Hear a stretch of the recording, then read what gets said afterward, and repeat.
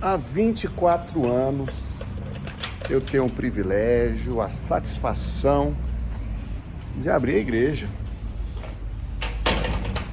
Não são todos os cultos que eu abro, mas é muito comum eu abrir a igreja em vários cultos. Hoje é terça-feira, culto de oração. O culto começa às 20 horas. São 19 horas e 15 minutos. Teoricamente, a gente precisa estar com a igreja aberta. Calma aí que eu vou ligar a luz, calma aí. Eu tenho que estar com a igreja aberta em condições de receber os irmãos 30 minutos antes do culto começar. 30 minutos antes. E eu faço isso há 24 anos. Há 24 anos. Porque o pessoal chega, às vezes chega alguém de mais longe e vem de ônibus e vai ficar lá de fora aguardando. Não, aí já entra, já pode sentar. Ainda mais culto de oração, a pessoa já começa a orar também. E aí eu abro a igreja e coloco uma música ambiente baixinha, para a pessoa poder meditar um pouquinho ali na palavra e tal.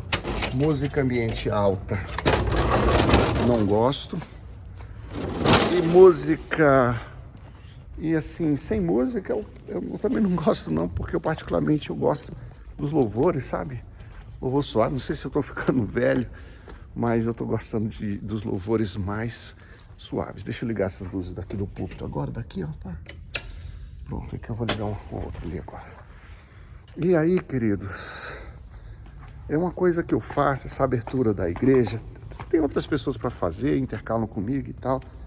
Mas é uma coisa que eu faço sempre eu tenho satisfação, sempre amei chegar na igreja cedo.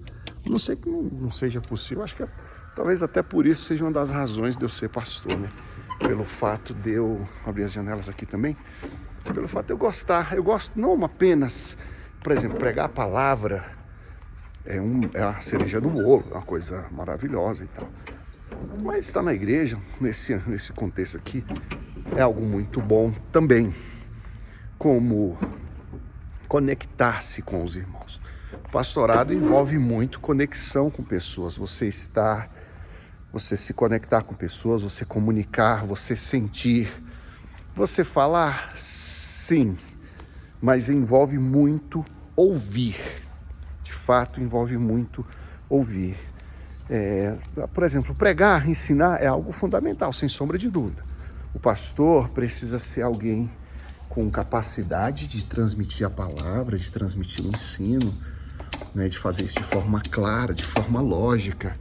O pastor precisa ter uma teologia adequada, mas ele precisa muito, muito, muito ter amor no coração.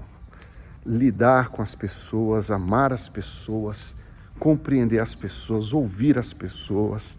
Então isso no pastorado envolve muito isso. Então são muitas feições a do pastorado. Talvez eu pudesse, nesses vídeos ou noutros, falar mais de bastidores e tal. Tanto que a pregação propriamente é um percentual pequeno. A pregação, por exemplo, de domingo à noite é um percentual pequeno do que eu faço. Eu faço muito mais do que pregar. E a gente, logicamente, também tem que dedicar um bom tempo. Temos que dedicar um bom tempo estudando a palavra. Porque eu não estudo a palavra só para preparar as pregações. Eu estudo a palavra para mim, para minha edificação, e eu estudo a palavra. Sim, tem hora que vou preparar a pregação. Ok. E também para o meu crescimento na palavra.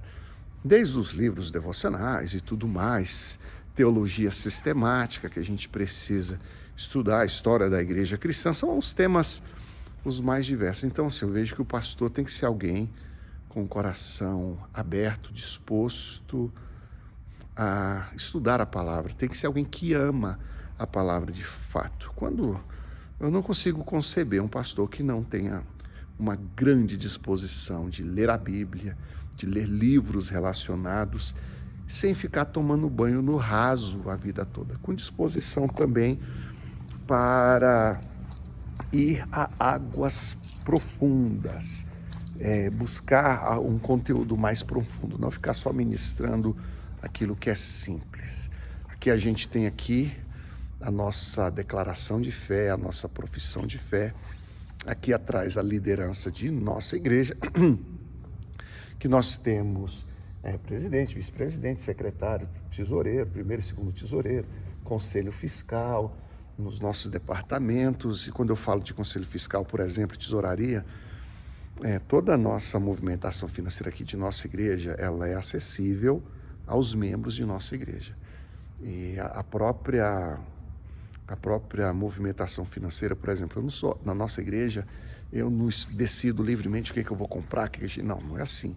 O pastor presidente, ele tem um valor relativamente pequeno do que o que ele pode fazer com autonomia, e qualquer gasto acima de 2 salários mínimos por mês, por exemplo, hoje em torno de R$3.000, eu quero comprar um equipamento aqui para a igreja que custa R$4.000. Não é só eu chegar lá e comprar, eu tenho que submeter isso à nossa diretoria, e a diretoria vai considerar e vai aprovar ou não esse projeto de aquisição e tudo mais. Normalmente, quando é algo legítimo, algo correto, algo necessário, ela não coloca nenhum tipo de obstáculo. Mas tem hora que a gente vai com muito afã, com muita paixão para comprar alguma coisa e tal. O pessoal, não, pastor, será que isso realmente é necessário? Será que não seria, a gente tem outras coisas para fazer na igreja, aqui e acolá também e tal. Então isso não atrapalha, não, faz parte. Quando você tem uma boa diretoria, isso é muito bom, te complementa, na verdade.